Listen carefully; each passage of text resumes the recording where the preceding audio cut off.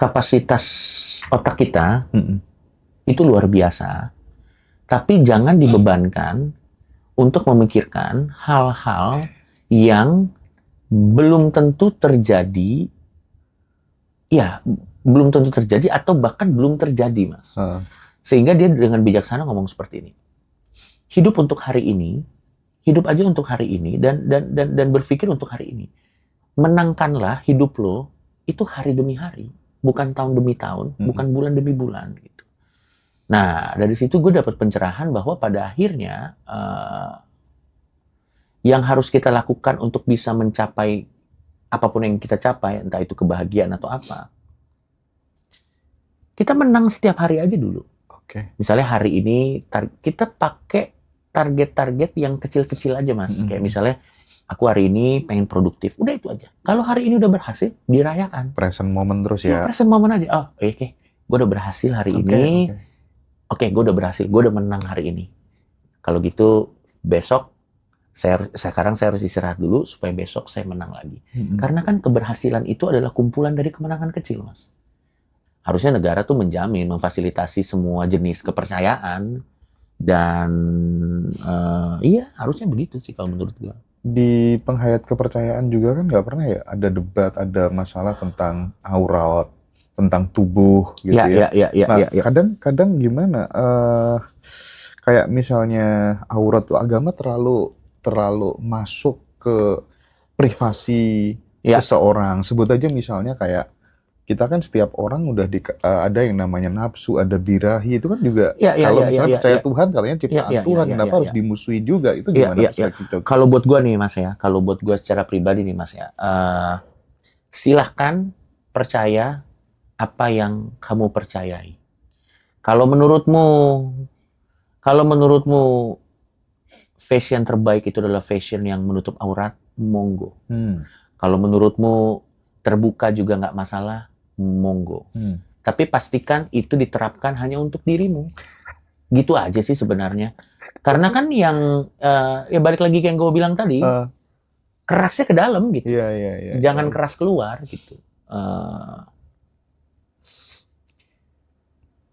Ya silakan percaya apa yang ingin kita percayai, silakan amalkan apa yang kamu percayai, tapi ya kamu juga harus sadar, kita juga harus sadar bahwa di saat yang bersamaan ada loh orang-orang yang tidak mengamalkan apa yang kita percayai gitu. Dan jangan alergi satu sama lain, nggak boleh alergi dengan satu sama lain. Dan ketimbang kita mencoba mengkoreksi orang lain karena berbeda dengan kita, kenapa nggak kita lebih memperkuat aja gitu?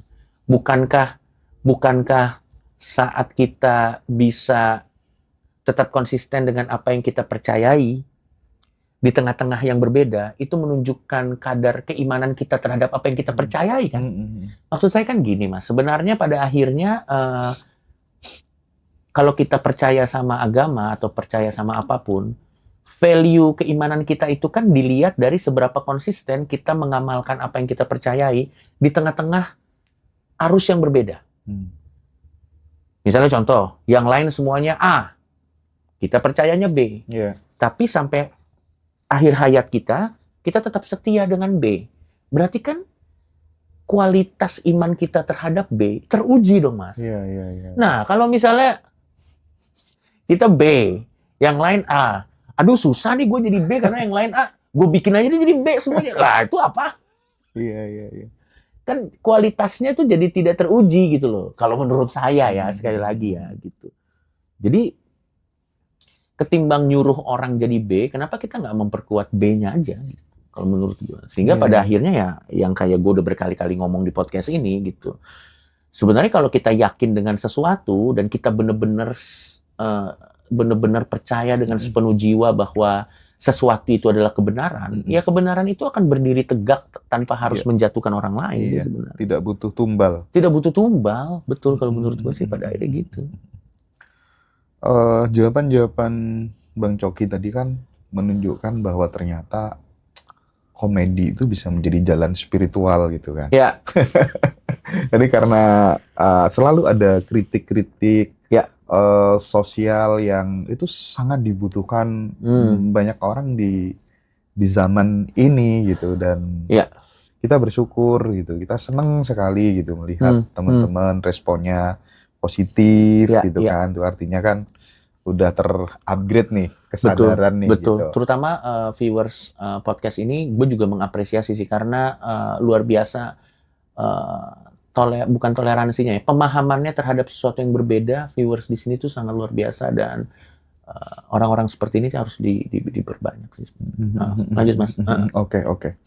Bang Coki, kalau sekarang nih melihat kan banyak ya kekhawatiran, banyak isu apa tuh misalnya kayak Perang Dunia Ketiga, terus kemudian konspirasi, itu kan sesuatu yang serem-serem, menakutkan. Waduh, nanti anak cucu kita gimana, gitu kan. Bahkan insting meramal atau memprediksi sama aja ya. Bisa jadi nanti ke Perang Dunia Keempat itu senjatanya adalah tombak dan batu lagi. Artinya ada potensi kembali ke zaman kuno jika kemudian Perang Dunia Ketiga akan terjadi gitu. Nah, bagaimana sih kapasitas Coki melihat hal-hal seperti itu sehingga tidak mempengaruhi produktivitas, tetap damai, itu gimana sih? Jadi ada sebuah cerita nih Mas. Jadi waktu gue baru keluar dari sekolah. Waktu gue baru keluar dari sekolah. Jadi kan gue pernah harus sekolah dulu lah karena gue terjerat masalah dengan obat-obatan terlarang ya waktu itu. Gue harus keluar dari situ. Gue merasa kayak, aduh gimana nih nanti ke depannya, saya kerjanya apa, masih diterima lagi nggak? Pokoknya banyak berkecamuk lah mengenai ke depannya itu seperti apa gitu. Ada teman gue, dia bijaksana banget, dia bilang begini, kapasitas otak kita itu luar biasa, tapi jangan dibebankan untuk memikirkan hal-hal yang belum tentu terjadi, belum tentu terjadi atau bahkan belum terjadi, Mas. Sehingga dia dengan bijaksana ngomong seperti ini. Hidup untuk hari ini, hidup aja untuk hari ini dan berpikir untuk hari ini. Menangkanlah hidup lo itu hari demi hari, bukan tahun demi tahun, bukan bulan demi bulan gitu. Nah, dari situ gue dapat pencerahan bahwa pada akhirnya yang harus kita lakukan untuk bisa mencapai apapun yang kita capai, entah itu kebahagiaan atau apa, kita menang setiap hari aja dulu. Misalnya hari ini kita pakai target-target yang kecil-kecil aja, Mas. Kayak misalnya aku hari ini pengen produktif, udah itu aja. Kalau hari ini udah berhasil, dirayakan. Present moment terus ya. Present moment aja. Gue udah berhasil hari ini. Gue udah berhasil, gue udah menang hari ini. Kalau gitu besok sekarang saya harus istirahat dulu supaya besok saya menang lagi. Karena kan keberhasilan itu adalah kumpulan dari kemenangan kecil, Mas. Nah, balik lagi pertanyaan Mas, bagaimana dengan Perang Dunia Ketiga, dengan kemungkinan bahwa nanti dunia akan hancur apa segala macam. Kalau buat gue Mas ya, gue sangat percaya dari hati gue yang terdalam bahwa dunia itu pada akhirnya pasti akan hancur. Maksud gue tuh kehancuran dunia itu sesuatu yang tidak terelakkan. Apalagi dengan banyaknya masyarakat atau banyaknya orang yang punya ego, banyaknya kepentingan politik dan lain-lain. Dunia itu pasti akan hancur, cepat atau lambat dunia itu pasti akan hancur. Entah karena kebodohan manusianya sendiri sampai akhirnya kita menjadi perang satu sama lain, perang dan akhirnya hancur semua, atau karena keserakahan kita, sumber daya alam dihancurin sampai akhirnya menciptakan bencana alam yang memusnahkan manusia. Gua percaya pasti bumi ini akan hancur. Cuman sambil menuju ke sana, sambil menunggu kehancuran itu ya. Jadi gini, sambil menunggu kita berfokus ke diri kita aja gitu. Kita melakukan apa yang terbaik gitu. Karena kan kita sering lihat Mas, misalnya ada fenomena alam A. Tiba-tiba semua orang komen tuh, astaga, tanda-tanda kiamat. Misalnya ada fenomena alam B, astaga, tanda-tanda kiamat. Misalnya ada si ini perang sama ini, astaga, tanda-tanda kiamat. Gue bingung apa sih obsesi orang sama kiamat. Tenang aja, itu akan datang sendiri gitu. Tenang aja, gak usah, itu pasti akan datang sendiri. Ketimbang kita mikir-mikirin kapan kiamat, bagaimana terjadinya kiamat. Mending kita produktif aja sama diri kita sendiri gitu.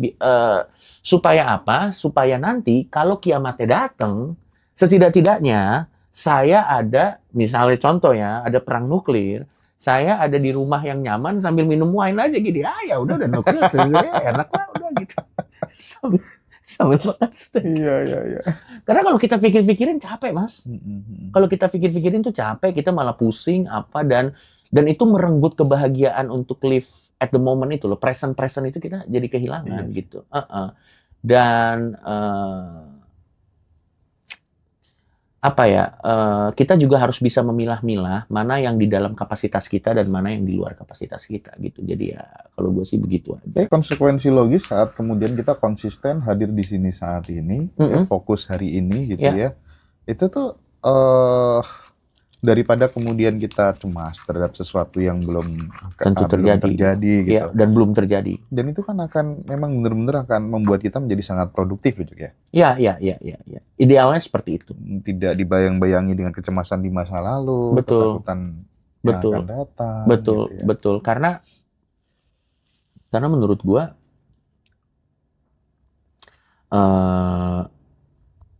aturlah apa yang bisa kita atur. Dan tentu yang bisa kita atur adalah setidak-tidaknya ketenangan diri dong. Ketenangan diri kita dan yang bisa kita kontrol ya. Diri kita. Mindset kita itu aja. Kita fokus di situ aja gitu. Kalau jokes gua dan teman-teman gua tuh adalah gini, jangan mempermasalahkan sesuatu yang di luar kapasitas kita untuk memikirkannya gitu. Yang ada nanti kita marah-marah sendiri gitu. Kalau bercandaan gue sama teman-teman gue gitu, ada bercandaan teman gue namanya Adriano Colby gitu. Jangan, biasanya tuh kan kalau kumpul-kumpul keluarga tuh kan biasanya ada orang-orang pada ngomong kayak, aduh pemerintah nih harusnya gini, kan harusnya gini. Gitu. Kenapa orang yang paling sering ngomong mengenai hal itu muka-muka yang nggak bisa menafkahi dirinya sendiri dan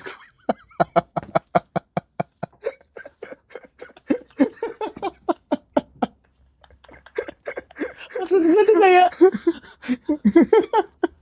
anak lu aja 11 semuanya nggak sekolah langsung ngomong mau mengatur negara gitu. Nggak, jadi menurut gua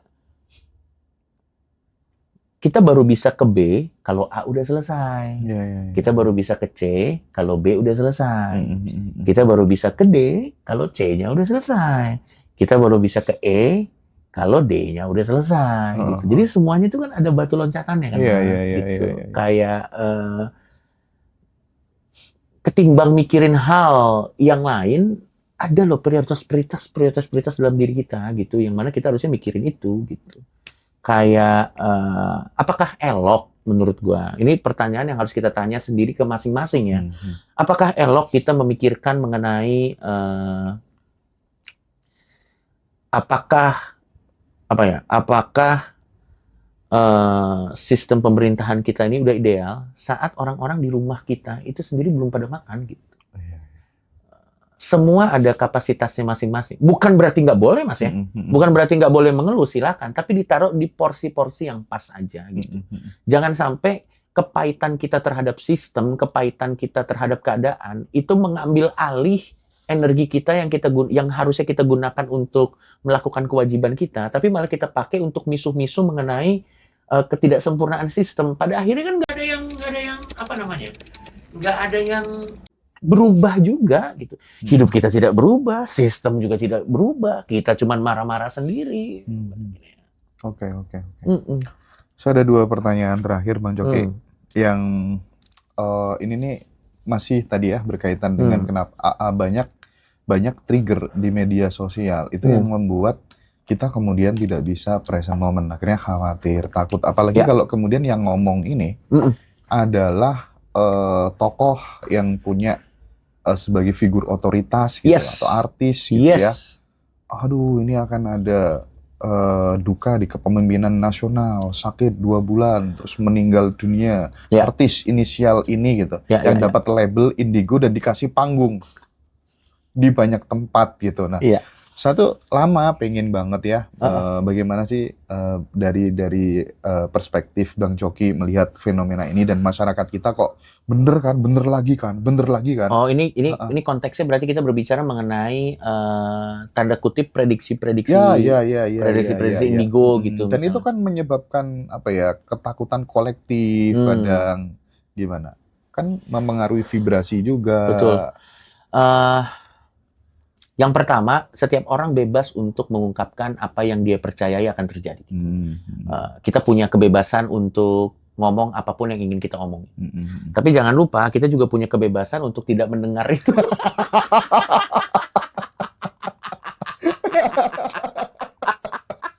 Iya.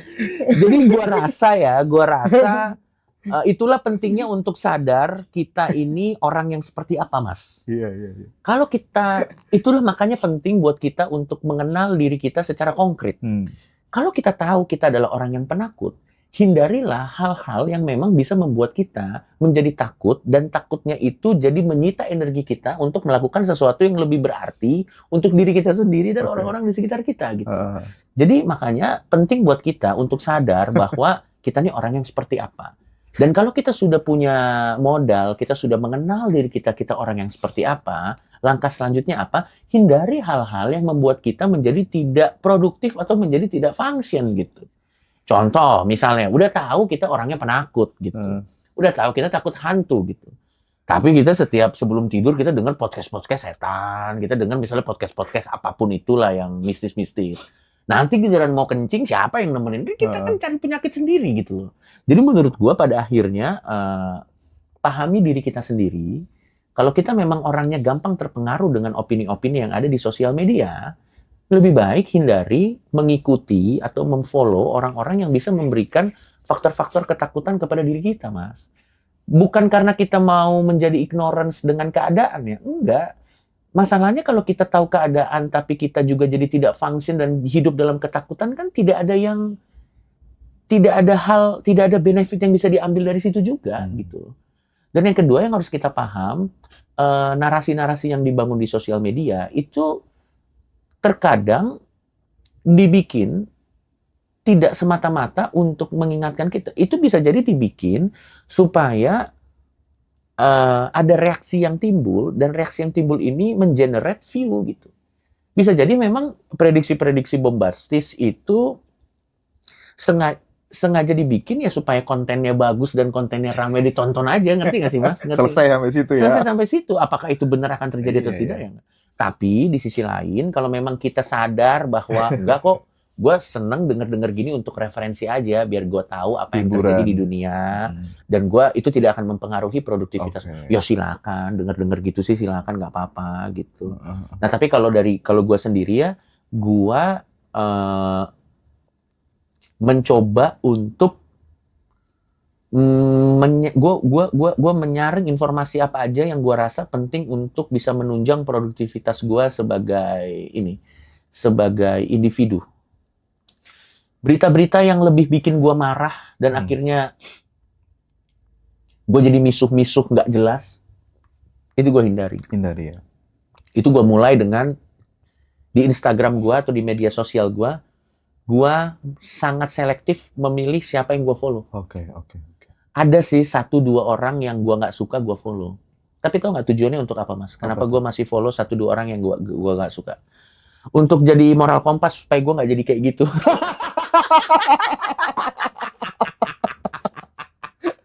Tapi itu 1-2 aja. Iya. Nggak lebih dari 5. Kalau lebih dari 5 saya sebel soalnya. Kalau 2 kan, ih kok gitu? Jangan sampai deh kayak gitu. Ih, amit-amit gitu. Ada gitu. Gila nih, jangan sampai aku seperti ini. Gitu. Iya, gitu ada. Tapi sisanya, misalnya gue suka film, ya gue follow akun film. Iya. Misalnya gue suka komedi, ya gue follow akun komedi. Gitu. Misalnya tiba-tiba di sosmed gue muncul hal yang gue nggak setuju, cepet-cepet gue scroll. Iya. Karena mahal, Mas, bener. Ketenangan jiwa dan ketenangan frekuensi vibrasi atau apalah itu namanya, itu sesuatu yang mahal, Mas. Iya. Kita lagi zen ya, misalnya kita istilah lagi zen, kita bangun tidur, lagi enak-enaknya. Tiba-tiba nonton berita, sebuah berita tertentu yang bikin kita marah. Iya ya ampun, ketenangan kita terenggut oleh Iya, konten 90 detik itu harus lebih selektif. harus lebih selektif sih pada akhirnya. Karena setidak-tidaknya kalau kita belum sukses, tenang lah. Kalau kita belum sukses, marah-marah terus, hidup dalam ketakutan. Waduh!